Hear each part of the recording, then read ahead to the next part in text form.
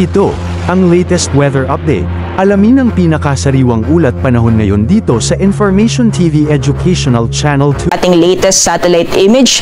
Sa kasalukuyan po ay patuloy pa rin natin binabantayan itong low pressure area na huling namataan sa layong 480 kilometers north-northeast ng Itbayat, Batanes. And kung makikita po natin, halos papalabas na po, nasa boundary na po siya ng ating Philippine Area of Responsibility. Kaya sa mga susunod na oras, inaasahan po natin na lalabas na po siya ng PAR at hindi na po makakaapekto sa anumang bahagi ng ating bansa.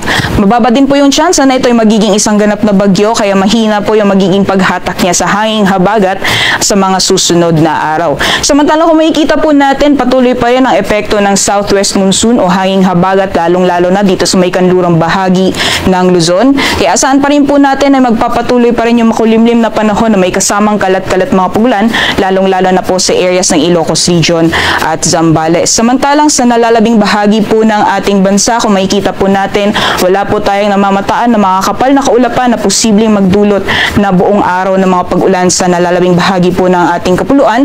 Kaya asahan po natin ngayong araw ang mainit na panahon, lalong-lalo na pagdating ng tanghali, at may mga chance na naman ng mga isolated rain showers or thunderstorms o mga biglaang pagbuhos ng ulan pagdating naman sa hapon o sa gabi.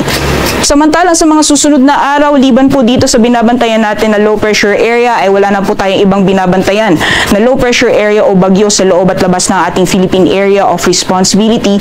Kaya asahan po natin sa mga susunod na araw hanggang sa darating na weekend, magpapatuloy yung mainit na panahon sa malaking bahagi ng ating bansa. Lima na lamang po yung mga tsansa ng mga panandalian o mga biglaang buhos ng ulan.